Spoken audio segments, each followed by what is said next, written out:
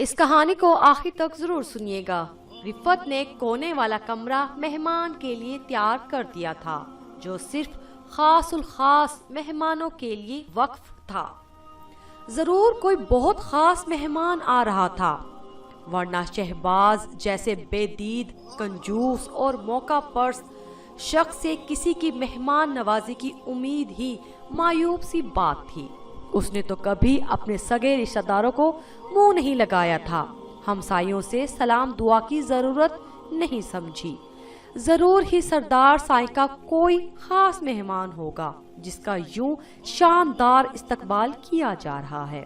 یہ ان تینوں کا خیال تھا، کیونکہ سردار ہی ایسی شخصیت تھا جس سے شہباز دبتا تھا، اور نہ تو وہ کسی کو خاطر میں لانے والا بندہ نہیں تھا، اور اس کی اکڑ کی ایک وجہ یہ بھی تھی کہ وہ سردار سائیں کا کامدار تھا۔ علاقہ میں اس کا بڑا ٹیکا تھا۔ نادرہ شہباز کی پہلی بیوی تھی۔ اس کے بچپن کی منگ اور سگے تایا کی بیٹی، جسے نہ چاہتے ہوئے بھی اسے شادی کرنا پڑی۔ وہ اس سے 5 برس بڑی تھی، مگر خاندان اور برادری کی وجہ سے وہ اس کے ساتھ وقت گزارنے پر مجبور ہو گیا تھا۔ لیکن شادی کے 11 سال بعد اس نے رفت سے اپنی شادی پسند کی۔ تایا تائی وفات پا چکے تھے، نادرہ کے بھائی اپنے گھر بار والے تھے، اور پھر سردار کا کامدار ہونے کی حیثیت سے سب ہی اس سے دبتے تھے۔ سو نادرہ بھی رو پیٹ کے خاموش ہو گئی، لیکن اس کا پلڑا پھر بھی ہمیشہ بھاری رہا، اس لیے کہ وہ شہباز کے دونوں بیٹوں کی ماں تھی، جبکہ رفت کی اوپر تلے 3 بیٹیاں ہوئی، سانولی، سلونی، دبلی پتلی۔ رفت 3 بچوں کی پیدائش کے بعد موٹی ہو گئی تھی۔ سانولی رنگت میں سیاہی گھل گئی، لکڑیاں پھونک پھونک کے چہرے کا برا حال ہو گیا، محنت کش ہاتھ بھدے اور بدنما ہو گئے۔ نادرہ تو یوں بھی عمر کی زیادہ تھی، اس کے چہرے اور گردن پر جھریاں پڑ چکی تھی، بالوں میں چاندی اتر آئی، لیکن پہلی بیوی ہونے کا تانا برقرار تھا۔ سندل شہباز کی چھوٹی بہن تھی، وہ ابھی 15ویں برس میں لگی تھی۔ وہ اپنے دونوں بھائیوں کی بد مزاجی اور لڑائی جھگڑے کی عادی تھی۔ دونوں سوکنوں میں روایتی حسد اور دشمنی تھی۔ اکثر اوقات تو لڑائی جھگڑا مار کٹائی تک پہنچ جاتا۔ یہ روز کے تماشے تھے جن میں کوئی نئی بات نہیں تھی۔ سندل نے ایک نظر دھلے دھلائے صحن پر ڈالی۔ سرخ اینٹے والا صحن چمک رہا تھا، کونے میں لگا زنگ آلود نلکا بھی قدرے بہتر نظر آ رہا تھا۔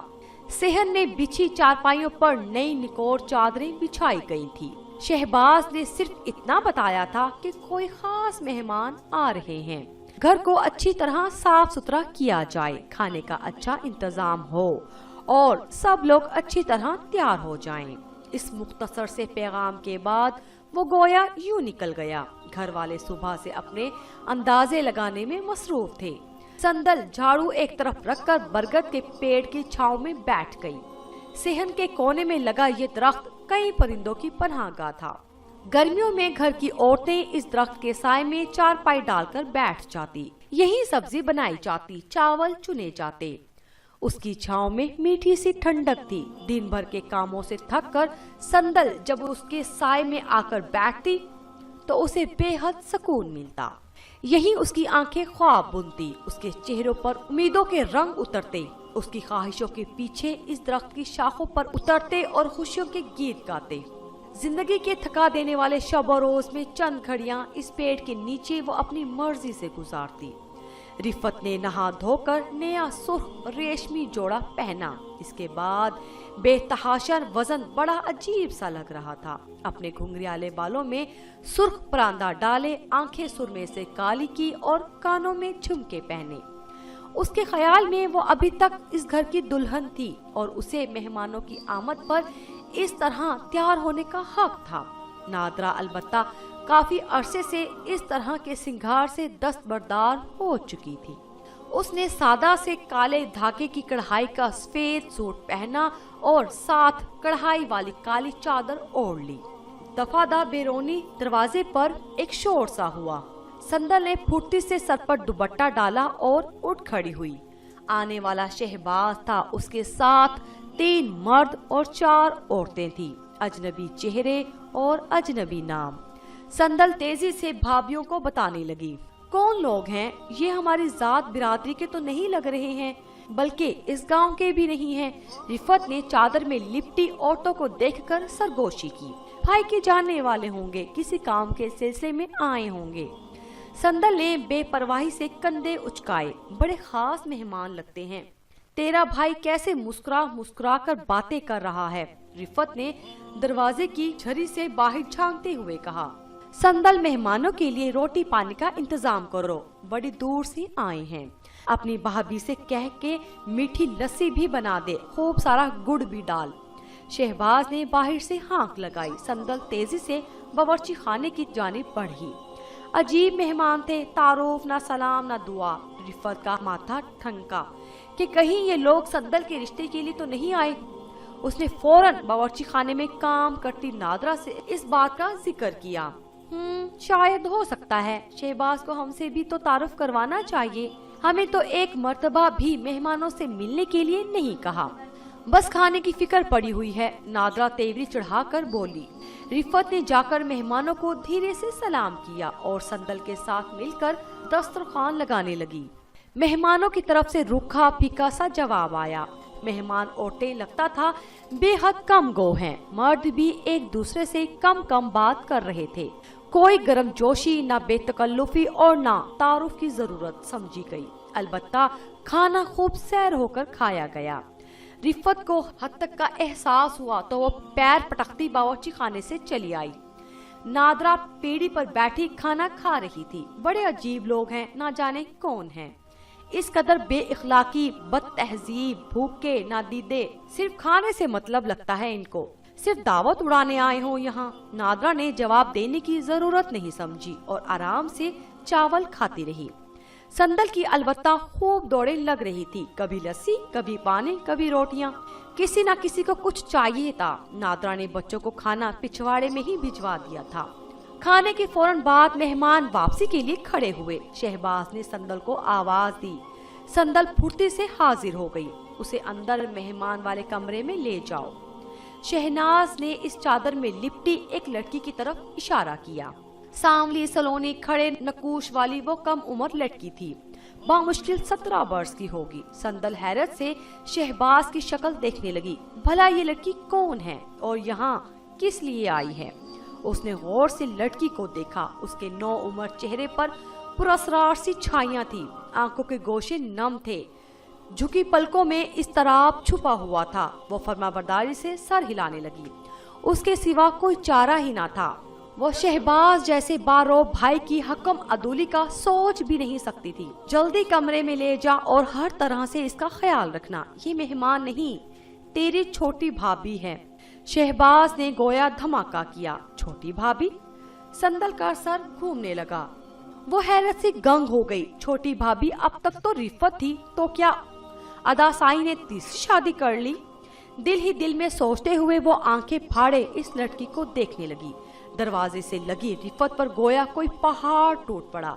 शहबाज की तीसरी बीवी, वो दीवार के साथ ही नीचे जमीन पर बैठती चली गई। मेहमान बैरूनी दरवाजे से बाहर चले गए। संदल इस लड़की को लेकर कमरे में आ गई। साफ सुथरा कमरा शायद इसी का मुंतजिर था। बिस्तर पर नई नकोर चादर बिछी थी। दीवार के साथ एक जानिब सोफे लगे थे। बड़ी बड़ी खिड़कियों पर सुर्ख झालरों वाले पर्दे लटक रहे थे। फर्श पर सुर्ख रंग की दरी बिछी हुई थी। इस कमरे को घर में वीआईपी की हैसियत हासिल थी। घर के दीगर अफराद को यहाँ आने की इजाजत नहीं थी। तुम्हारा नाम क्या है? संदल ने बगौर उसे देखते हुए पूछा।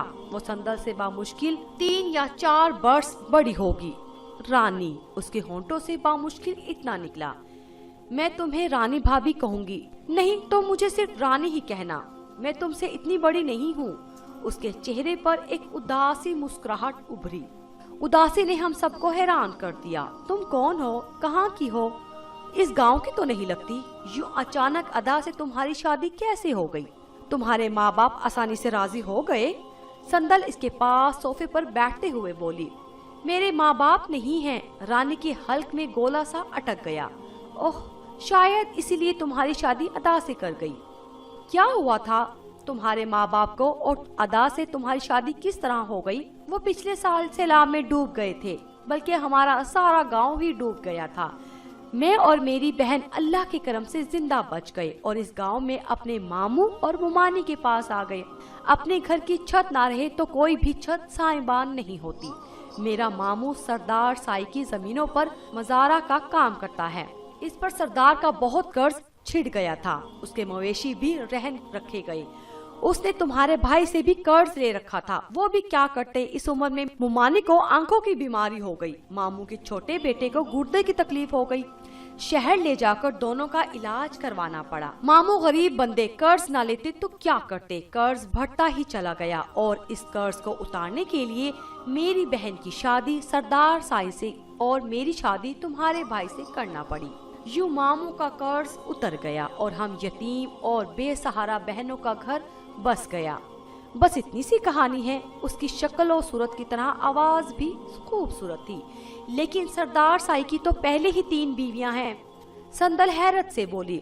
दर हकीकत इस रानी के हालात सुनकर दिली दुख हुआ था। सरदार की उम्र 55-60 के करीब तो होगी, तो तुम्हारे भाई की भी तो पहले से 2 बीवियां मौजूद हैं। बीवियों की तादाद से मर्दों को कोई फर्क नहीं पड़ता। तुम खुश हो क्या? संदल ने एक अहमकाना सवाल किया। हाँ, मामू का कर्ज उतर गया, मुमानी और छोटू का इलाज हो गया। मेरी बहन की वजह से मामू के घर बाकायदगी से अनाज और फसल भी पहुंच जाया करेगी। हम जैसों की खुशी के लिए इतना ही काफी है। उसने हालात के साथ बहुत जल्दी समझौता कर लिया था। उसकी बड़ी बड़ी स्याह आंखों में हल्की सी नमी थी, यूं जैसे स्याह पत्थरों पर बारिश का पानी ठहर जाए। अदा साई तुमसे उम्र में बहुत बड़े हैं, इस बात का दुख तो होगा तुम्हें। संदल को रानी से बेहद हमदर्दी महसूस हो रही थी। संदल अपने भाई को बहुत अच्छी तरह जानती थी। वो न सिर्फ मिजाज का सख्त था, बल्कि कठोरपन और खुद गर्जी भी उसमें कूट कूट कर भरी हुई थी। मैं अपने दुखों को याद नहीं करना चाहती। दुख इंसान को खत्म कर देते हैं और मैं अभी जीना चाहती हूँ। मेरे साथ कोई अनहोनी नहीं हुई, ऐसा तो हमारे यहाँ आम होता है। छोटी उम्र की लड़कियाँ शादीशुदा मर्दों के साथ आराम से ब्याही जाती हैं और जिन लड़कियों के सर पर माँ बाप या बड़े भाई जैसे साहिबान नहीं होते, उनके साथ तो इससे भी ज्यादा बुरा सलूक होता है। ये तो फिर भी काबिले कबूल है। रानी ने अपनी खाली हथेलियों को देखते हुए कहा। इसके हाथों पर मेहंदी का कोई नक्श नहीं था। तुमने मेहंदी नहीं लगाई? संदल ने बड़ी मासूमियत से पूछा। जिस दुल्हन की हाथ मेहंदी से खाली हो, उसका दिल भी अरमानों से खाली होता है। तुम थोड़ी देर आराम कर लो, मैं बाहर का काम समेट लूं, वरना दोनों भाभियां शोर करेंगी। संदल ने गहरी सांस भर कर कहा और कमरे से बाहर निकल आई। इसके लिए सब कुछ बेहद गैर मुतवक्के था। शहबाज 45 वर्ष का पक्की उम्र का मर्द और 5 बच्चों का बाप था। भला 2 बीवियों की मौजूदगी में उसे तीसरी बीवी की जरूरत क्यों पेश आ गई थी? संदल के पास इस बात का जवाब नहीं था। उसे तो रह रह कर रानी पर तरस आ रहा था। ये गरीबी और मजबूरी बहुत बुरी चीज है, इंसान से जिंदगी के सब हक छीन लेती है। वो अफसोस से सर हिलाते हुए बावर्ची खाने में दाखिल हुई, जहाँ झूठे बर्तनों का ढेर था, जिन पर ढेरों मक्खियां भिन भिना रही थी। शहबाज किसी काम से बाहर निकला था। अंदर रिफत के कमरे से बैन करने की आवाजें आ रही थी। ऐसे ही बैन नादरा ने उस वक्त किए थे जब रिफत दुल्हन बनकर उसके घर में आई थी। लेकिन आज नादरा खामोश थी और रिफत को चुप करवाने वाला कोई नहीं था। शहबाज से उलझने का कोई फायदा नहीं था, क्योंकि वो गुस्से में दोनों बीवियों की ऐसी ठुकाई करता कि कई दिनों वो अपने जख्मों पर मरहम रखती रहती। नादरा ने तो इससे बात करना ही कम कर दी, लेकिन रिफत से उसका अक्सर झगड़ा हमवार हो जाता, जो रिफत की पिटाई पर ही खत्म होता। संदल को बावर्ची खाने में काम समेटते काफी देर हो गई। वो जानती थी आज सारा काम उसी को करना है। थोड़ी देर बाद शहबाज हाथ में कुछ थैले थामे अंदर दाखिल हुआ और सीधा रानी के कमरे में चला गया। संदल ने एक गहरी सांस भरी और फिर काम में मसरूफ हो गई। बेचारी रानी, उसके बेबस दिल ने आह भरी। रानी की आमद ने घर में हलचल मचा दी। रिफत उसे जलाने के लिए रोज नित नए शौक रंगों के रेशमी जोड़े पहनती, मगर हर रंग में वो अजीब मज़ाहिया खेज लगती। अपने बेहद घुंघराले बालों में घुंघरों वाला परांदा डालती, हाथों में चूड़ियां पहनती और होठों पर तेज रंगों की सुर्खी लगाती। रानी की आमद ने उसे नफ्सियाती तौर पर अदम तहफ्फुज का शिकार कर दिया था। वो हर हाल में रानी से बेहतर नजर आना चाहती थी और रानी को इन चीजों और हार सिंगार से कोई मतलब नहीं था। वो इस उम्र में थी जब लड़की सिंगार के बगैर ही हसीन लगती है।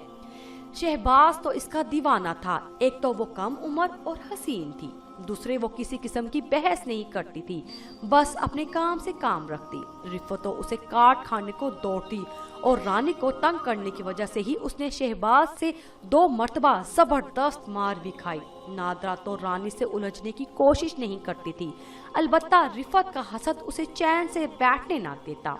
रानी की सबसे ज्यादा संदल से बनती थी, दोनों एक दूसरे के साथ खुश रहती। रिफ़त संदल को खूब टोकती, लेकिन उसे क्या फर्क पड़ता, उसे तो रानी की सूरत में एक सहेली मिल गई थी। इस दिन शहबाज सुरमई रंग की चादर में सरतापा लिपटी एक और लड़की को घर ले आया। हर एक का माथा ठनक गया। अभी रानी के ब्याह को दिन ही कितने हुए थे कि वो एक और लड़की ले आया, लेकिन शहबाज ने आते ही सबकी गलतफहमी दूर कर दी। ये सरदार साईं की मेहमान हैं। कुछ वजूहात की बिना पर इन्हें हवेली में नहीं ठहराया जा सका कि उनकी आमद की खबर दुश्मनों को ना हो जाए। ये चंद दिन यहाँ रहेंगी, फिर सरदार साईं उनका कोई और बंदोबस्त कर देंगे। तुम सब लोग इनकी हर जरूरत का ख्याल रखना, किसी शिकायत का मौका ना देना, वरना मैं सरदार साईं को क्या मुंह दिखाऊंगा। संदल, तुम इन्हें अपने कमरे में ले जाओ और कोई इनसे फजूल किस्म के सवाल जवाब ना कर ले, समझ आई? शहबाज ने संदल को इशारा किया। मेहमान के लिए उसकी आंखों में बेहद एहतराम था और वो बेहद अदब से पेश आ रहा था, जिससे ये जाहिर हो रहा था कि वो लड़की वाकई सरदार साईं की मेहमान थी। कुछ भी था, शहबाज सरदार का बड़ा वफादार था। संदल खामोशी से उसे अपने कमरे में ले आई। संदल का कमरा घर का सबसे छोटा कमरा था। किसी जमाने में ये स्टोर हुआ करता था जहाँ फालतू का काट कबाड़ पड़ा होता था। फिर संदल ने खूब सफाई करके उसे अपने रहने के काबिल बनाया था। संदल ने फटाफट चारपाई पर नई चादर डाली और इस लड़की का बिस्तर बिछाया। अपना बिस्तर उसने कमरे में रखे एक टूटे हुए तख्त पर बिछा दिया। लड़की तकिए के सहारे टेक लगाकर बैठ गई। उसके चेहरे पर थकन थी, यूं जैसे किसी लंबे सफर से आई हो। उसका रंग साफ और नकूश खूबसूरत थे। उम्र 18 वर्ष के करीब होगी। उसने पैरों में खूबसूरत डोरियों वाली सैंडल डाल रखी थी। कानों में सोने की बालियां और नाक में पड़ी सुर्ख नगीने वाली लौंग उसकी हैसियत का पता दे रही थी। संदल मौद्दिब होकर उसके सामने खड़ी हो गई। किसी चीज की जरूरत तो नहीं जी? उसने बाअदब लहजे में पूछा। उसने नफी में सर हिला दिया। इतने में रानी हल्का सा दरवाजा बजाकर खाना और पानी ले आई। आप आराम से खाना खा लीजिए, मैं थोड़ी देर में आती हूँ, संदल ने कहा और रानी के साथ बाहर निकल गई। कुछ बताया नहीं इसने कि वो कौन है और इस तरह पुरस्कार तरीके से क्यों आई है। रानी पुरतजस्सुस अंदाज में पूछने लगी। नहीं, अदा ने मना किया है कि कोई सवाल जवाब नहीं करेगा, लेकिन कुछ दिनों में पता लग ही जाएगा। आखिर तुम्हारी बहन भी तो सरदार के घर ब्याही है, अगली बार मिलोगी तो इससे पूछ लेना। संदल ने कंधे उचकाकर रानी से कहा, जो कभी कभार अपनी बहन से मिलने जाती थी, मगर उसकी बहन यहाँ नहीं आ सकती थी क्योंकि कुछ भी था तो ये कामदार का घर, उसे यहाँ आने की इजाजत नहीं थी। वो कौन सा सारे खानदान से घुल मिलकर रहती थी। सरदार ने उसे अलहदा घर में रखा हुआ है जहाँ किसी का आना जाना नहीं। रानी ने संदल को जवाबन कहा, चलो हमें क्या, हमारा काम तो सिर्फ मेहमान की खिदमत करना है और क्या पता कौन सी बात उसे बुरी लग जाए और वो अदा से शिकायत कर दे। संदल ने रानी को तंबी की। रानी ने असबात में सर हिला दिया। दोनों काम समेटने के बाद अपने अपने कमरों में चली गई। रानी ने काफी काम खुद ही अपने सर ले लिया था। संदल अपने कमरे में दाखिल हुई तो वो लड़की चादर ओढ़े सो रही थी। उसके लंबे स्याह बालों की चोटी को संदल ने बेहद रश्क से देखा। किसी अच्छे शैम्पू से सर धोती होगी, उसने दिल में सोचा और तख्त पर रखे बर्तन उठाकर बाहर आ गई। ना जाने कौन लड़की है और किस मसलिहत के तहत हमारे यहाँ पनाह लेने पर मजबूर है। उसने खामोशी से सोचा। घर के किसी फर्द को उसे फालतू बात करने की इजाजत नहीं थी। रानी तीनों वक्त का खाना उसके कमरे में दे जाती। संदल उसके छोटे मोटे काम कर देती। वो लड़की एक पहेली की तरह थी जिसे बूझना आसान नहीं था। سندل اس کے دھلے ہوئے کپڑے طے کر کے رکھ رہی تھی کہ اچانک اس لڑکی نے اسے مخاطب کیا۔ اس کمرے میں میرا دم گھٹ رہا ہے، میں کچھ دیر کے لیے تازہ ہوا میں جانا چاہتی ہوں۔ وہ بڑے تاپر انداز میں بولی۔ اس نے لمبے بالوں کا جوڑا بنایا ہوا تھا، سیاہ لباس میں اس کی رنگت دمک رہی تھی، جھیل جیسی آنکھوں میں اضطراب کے رنگ تھے۔ جی آپ میرے ساتھ آئیں، آج 14ویں کی رات ہے اور موسم بھی بہت اچھا ہے۔ وہ دونوں صحن میں جا کر باتیں کرنے لگے۔ اس نے کہا کہ تم نے کبھی میرا نام بھی نہیں پوچھا۔ اس لڑکی نے سندل سے سوال کیا۔ جی میں کیسے پوچھ سکتی ہوں، میرے لیے تو آپ بی جی ہی ہیں۔ سندل حیران ہو گئی۔ میرا نام روشنی ہے، تم مجھ سے باتیں کر سکتی ہو، میں تمہاری مہمان ہوں، تمہاری مالک نہیں، اور نہ ہی تم میری ملازمہ ہو، پھر یہ جھجک کیسی؟ وہ اپنی نرم آواز میں بولی۔ اس کی آواز میں ایک خاص قسم کی کھنک تھی، ایسی خوبصورت اور مدھر آوازوں جیسے پازیب کی چھن چھن، جیسے جھرنے کی گرنے کی آواز، جیسے شیشے پہ پڑتی بوندوں کی آواز، جیسے گھنے جنگلوں میں چھپی کوئل کی کوک۔ ادا سائی نے آپ سے زیادہ سوال جواب کرنے سے منع کیا تھا، سندل نے اسے یاد دلایا، لیکن میں کسی سے بات کرنا چاہتی ہوں۔ بہت گھٹن ہے میرے اندر جسے اگر باہر نہ نکالا تو شاید میرا دل بند ہو جائے۔ روشنی کی آواز میں ہلکی سی لرزش تھی۔ اللہ خیر کرے، آپ 100 سال جیے۔ کیا ہوا آپ کو؟ کیوں ایسی باتیں کر رہی ہیں؟ کوئی مسئلہ ہے؟ سندل پریشانی سے بولی۔ کوئی راز تھا جو روشنی کی زندگی سے جڑا ہوا تھا اور یقیناً خوشگوار راز نہیں تھا۔ میں یہاں پہلی بار آئی ہوں، میں نے ساری زندگی شہر میں گزاری ہے، وہیں کالج میں پڑھتی تھی۔ میں کسی سے نہیں ڈرتی، اگر کوئی میرے بارے میں جان بھی لے تو کیا، بلکہ میں کسی سے کچھ کہنا چاہتی ہوں۔ یہ ڈر تو ان لوگوں کو ہے جنہوں نے یوں چوری چھپے مجھے یہاں بھیج دیا تھا کہ انہیں لوگوں سے منہ نہ چھپانا پڑے، روشنی نے تنفر سے کہا۔ سندل نے چونک کر اسے دیکھا۔ کیا وہ اسے اپنے راز میں شریک کرنا چاہتی تھی؟ کون لوگ جی؟ اس نے حیرانی سے پوچھا۔ تمہارے سردار سائی اور کون؟ روشنی کے لہجے کی نفرت کسی بڑے راز کی آئینہ دار تھی۔ سندل حیرت سے ٹکر ٹکر اس کی صورت کو دیکھنے لگی۔ آپ کو کیا لگتا ہے؟ حیرت اور تجسس اسے سوال کرنے پر مجبور کر گئے۔ روشنی نے چند لمحوں کے لیے آنکھیں بند کر لی، اس کے لب ہولے ہولے لرزنے لگے۔ تم بی بی پاکیزہ کے بارے میں جانتی ہو؟ تمہارے سردار کی سب سے چھوٹی بہن جو جوانی میں ہی وفات پا گئی تھی۔ روشنی کی آواز میں پراسرار کیفیت تھی۔ سندل کو ڈر لگنے لگا۔ ہاں جی، بہت پہلے کی بات ہے، وہ اپنے ماں باپ کے ساتھ شہر کسی شادی کی تقریب میں گئی تھی اور وہیں کرنٹ لگنے سے ان کی وفات ہو گئی تھی۔ سندل کو یاد آیا، کافی عرصے تک لوگ اس واقعے کو دہراتے رہے تھے۔ گاؤں کے اس طرح کے واقعات کی کہانی یہاں نسل در نسل سنی جاتی ہے۔ سندل نے بھی اپنی بڑی بوڑھیوں سے ایسا ہی سنا تھا۔ وہ فوت نہیں ہوئی تھی بلکہ اس کے کافی عرصے تک زندہ رہی۔ انہیں فوت ہوئے تو محض چند ماہ ہی ہوئے ہیں۔ روشنی نے گویا دھماکہ کیا۔ سندل گمسم سی اس کی شکل دیکھتی رہی۔ وہ کون سے راز تھے جن میں وہ شریک ہونے جا رہی تھی؟ وہ ان کا بوجھ اٹھا بھی سکتی تھی یا نہیں؟ آپ کو کیسے پتا کہ وہ زندہ تھی؟ پھر ایسی روپوشی کی زندگی کیوں گزاری انہوں نے؟ سندل کا مارے حیرت کے برا حال تھا۔ روشنی ایک کے بعد ایک انکشاف کر رہی تھی، یوں جیسے کوئی کسی پراسرار اور پرانی حویلی کے بند کمروں کے دروازے باری باری کھولتا ہے، کیونکہ وہ اگر ایسا نہ کرتی تو سردار کا خاندان کسی کو منہ دکھانے کے لائق نہیں رہتا۔ دنیا اور معاشرہ انہیں کاری قرار دے دیتا۔ در حقیقت وہ اپنے ہی ملازم کے ساتھ فرار ہو گئی تھی اور ان کے خاندان والوں نے انہیں مردہ قرار دے کر اپنی عزت بچا لی۔ سالوں پرانی بات تھی، لیکن شاید عورت کا ماضی کبھی پرانا نہیں ہوتا۔ کسی نے انہیں ڈھونڈا نہیں، یہ کیسے ہو سکتا ہے؟ سردار تو زمین کی تہ میں سے بھی اپنی عورتیں نکال لیتے ہیں۔ سندل کی آواز سرگوشی میں ڈھل گئی۔ 18 سال تک تلاش جاری رہی اور یہ تلاش ان کی موت پر ختم ہوئی۔ وہ اپنے شوہر کے ساتھ ایک حادثے کا شکار ہو گئی۔ روشنی کی آواز دکھ سے بوجھل ہو گئی۔ آپ کیسے ان کے متعلق اتنا جانتی ہیں؟ سندل کو لگا یہ پہلی اب اتنی مشکل نہیں رہی، اس لیے کہ وہ انہی کی بیٹی ہوں، تمہارے سردار کی بھانجی، جسے وہ دنیا کے سامنے اپنا نہیں سکتے، لیکن غیرت مند خون مجھے شتر بے مہار چھوڑنے کی بھی اجازت نہیں دیتا۔ مجھے اپنے ماں باپ کی غلطیوں کا کفارہ بھی ادا کرنا ہے، لیکن میں نے اپنے ماں باپ کو معاف کر دیا ہے، مجھے ان سے کوئی گلہ نہیں۔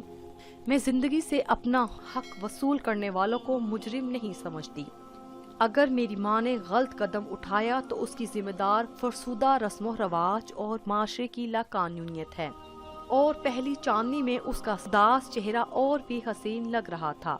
فضا میں ٹھنڈک اتر آئی تھی اور یہ ٹھنڈک سندل کو اندر تک سن رہی تھی۔ چلیں بی بی جی، اندر چلتے ہیں، بہت رات ہو چکی ہے۔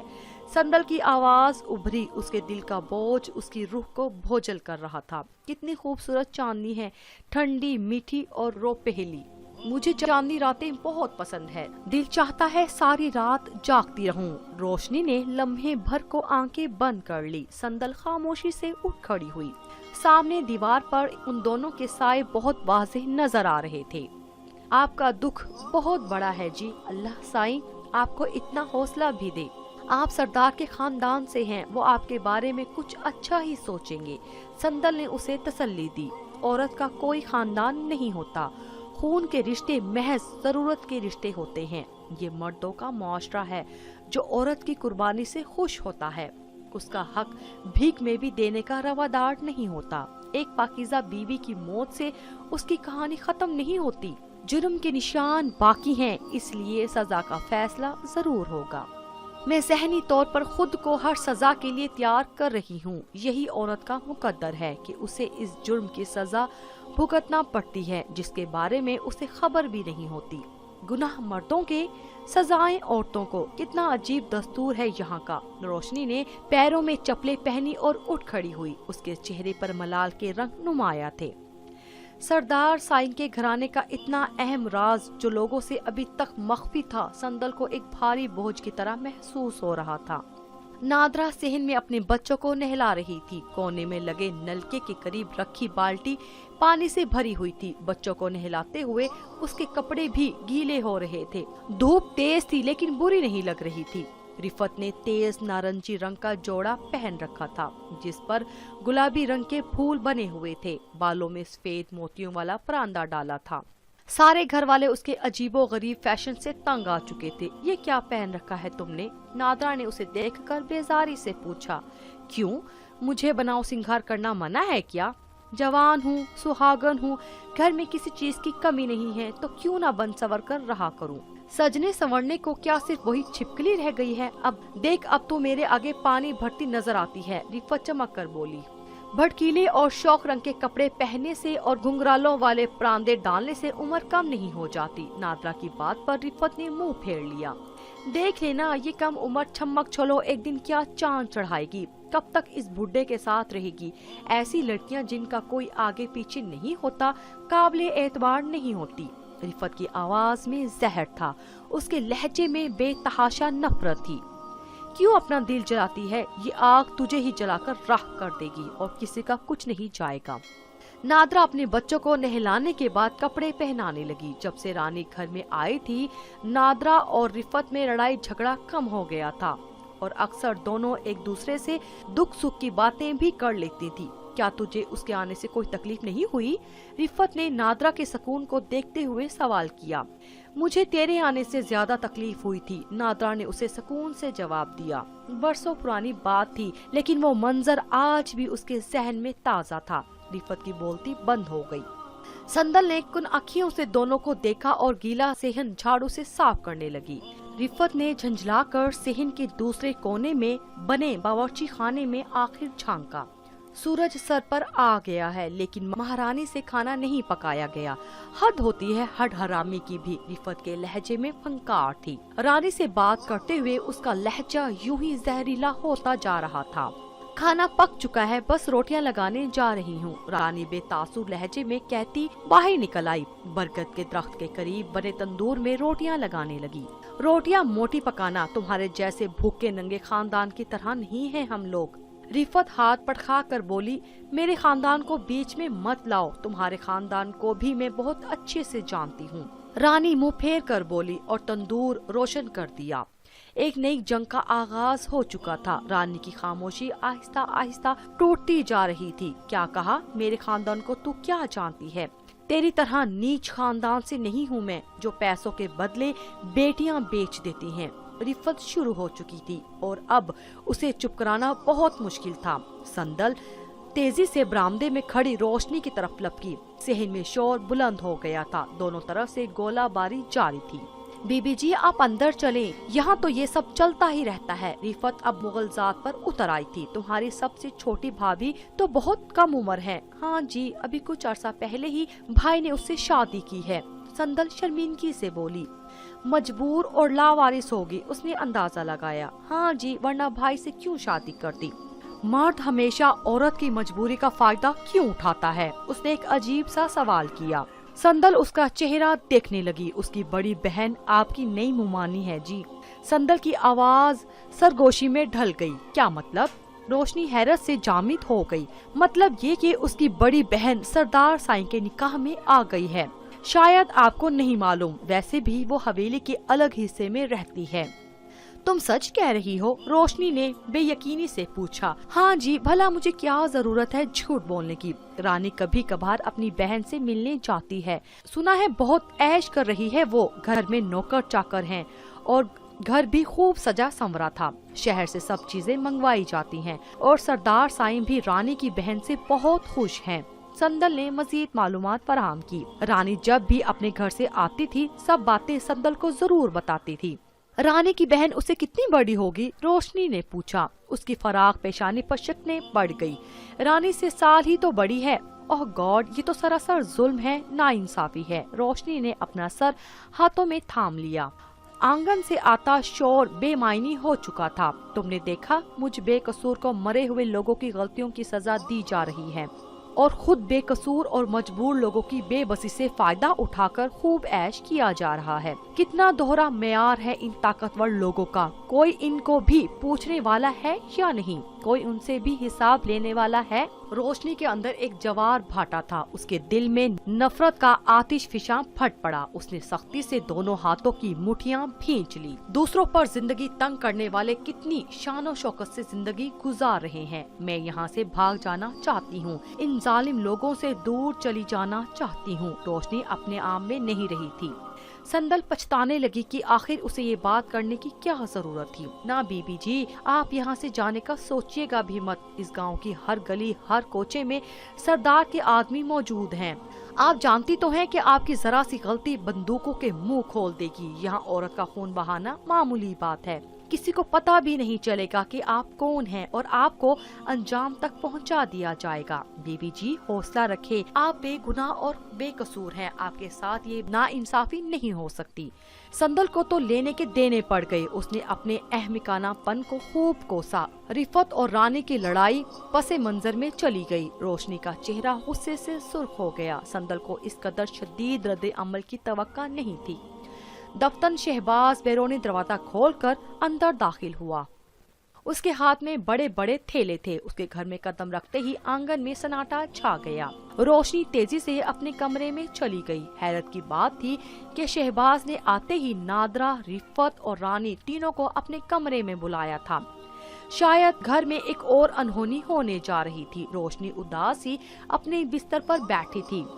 उसकी हालत इस परिंदे की मानिंद थी जिसके पर काट कर पिंजरे में कैद कर दिया जाए। कमरे में रिफत, रानी और उसके पीछे संदल दाखिल हुई। रिफत के हाथों में वही बड़े बड़े भरे थैले थे जो शहबाज लाया था। उसके चेहरे पर मक्कार सी मुस्कुराहट थी। संदल की आंखें उदास और चेहरा वीरान था। उसने अपने चेहरे पर जबरदस्ती मुस्कुराहट सजाई। बीबी जी, आपके लिए बड़ी खुशखबरी है।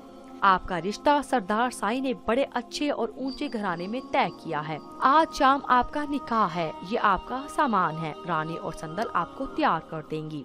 आप बेहद खुशकिस्मत हैं। ऐसे रिश्ते नसीब वालियों को मिलते हैं। ऊंची हवेली, नौकर चाकर, दौलत की रेल पेल, 2 गांव छोड़कर तीसरा गांव इन्हीं लोगों का है। चलते चलते सुबह से शाम हो जाती है पर जमीनें खत्म नहीं होती। आप तो जी राज करेंगी, राज। रिफत ने खुशामदाना अंदाज में कहा। रोशनी गुमसुम सी ये सब देख रही थी। इतनी जल्दी उसका रिश्ता भी तय हो गया और उसे खबर भी नहीं हुई। आज उसकी शादी थी और उसे इल्म भी नहीं था। वो बेयकीनी से देखती रही। रानी ने एक थैले से सुर्ख रंग का डब्बा निकाला। उसी में अरूसी जोड़ा था, गहरे सुर्ख रंग का जोड़ा जिस पर जरी और कुंदन का काम किया गया था। ज्यादा भारी नहीं था लेकिन लगता था कि बहुत अच्छी दुकान से लिया गया है।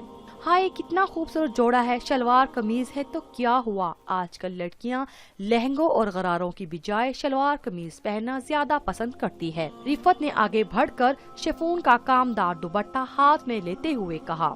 رانی نے دوسرے تھیلے سے کافی ساری چیزیں نکالی، زیور کے ڈبے، سرخ سینڈل، کاسمیٹکس، پرفیوم، پرس وغیرہ۔ رفت تو بے حد متاثر ہو گئی۔ سندل زبردستی مسکرا رہی تھی۔ دیکھیں جی کتنی خوبصورت چیزیں ہیں، بڑے ہی امیر لوگ ہیں اور دل والے بھی، شہر میں بھی ان کا گھر ہے، ساری چیزیں لگتا ہے شہر سے منگوائی ہے۔ رفت کا ارادہ مزید بیٹھنے کا تھا، لیکن شہباز نے اسے باہر سے آواز دے دی، مجبوراً اسے اٹھنا پڑا۔ روشنی حیرت سے سب چیزیں دیکھ رہی تھی۔ آپ خوش نصیب ہیں، کسی کسی کے نصیب میں یہ سب چیزیں ہوتی ہیں۔ رانی کے لہجے میں حسرت تھی، خود اسے تو سہاگ کا سرخ جوڑا نصیب ہی نہیں ہوا تھا۔ قیمتی اور خوبصورت چیزوں کی اپنی ہی بات ہوتی ہے، یہ سب کیا تھا؟ روشنی کا دماغ معاف ہونے لگا۔ اس کی زندگی کا اتنا اہم فیصلہ انتہائی رازداری کے ساتھ کیا گیا تھا۔ کس کے ساتھ ہو رہی ہے میری شادی؟ چند لمحوں بعد اس نے اجنبی اور سرد لہجے میں پوچھا۔ جی امیر سکندر نام ہے، بہت بڑے اور اعلیٰ خاندان سے تعلق رکھتے ہیں، سردار سائی کے ملنے والوں میں سے ہیں، بلکہ دور پار کی رشتہ داری بھی ہے۔ سردار سائی کی ممانی کے خاندان سے ہیں۔ میں نے کہا تھا نا، سردار سائی آپ کے لیے کچھ اچھا ہی سوچیں گے۔ سندل نے اپنے لہجے میں زبردستی بشاشت پیدا کی۔ پھر اچانک ایسا ہوا کہ روشنی رخصت ہو گئی، لیکن سندل کے دل پر ایک بوجھ آن پڑا۔ زندگی کی تلخ حقیقتوں کا ادراک رکھنے کے باوجود روشنی کی آنکھوں میں خواب تو ہوں گے۔ سندل اس کے بارے میں جتنا سوچتی اتنی اداس ہو جاتی۔ لڑکیوں کے خواب تو یوں بھی ان کی سانسوں کی ڈور سے بندھے ہوتے ہیں۔ روشنی وہ انارکلی تھی جو دھوکے سے دیوار میں چنوا دی گئی تھی۔ برگد کی اداس شاخیں ویران تھی، پرندوں نے کہیں اور بسیرا کر لیا تھا۔ دن گزرتے رہے لیکن سندل کی اداسی میں کمی نہیں آئی۔ وہ ایک زرد دوپہر تھی جب رانی کوستے ہوئے چہرے کے ساتھ ایک کمرے میں چلی آئی۔ اس کے ہاتھ میں بڑے بڑے تھیلے تھے، اس کی آنکھیں قدرے سوجی ہوئی اور چہرہ عجیب سا تھا۔ سندل اسے دیکھتے ہی اٹھ بیٹھی اور حیرانی سے اسے اور اس کے ہاتھوں میں پکڑے تھیلے دیکھنے لگی۔ یہ کیا ہے؟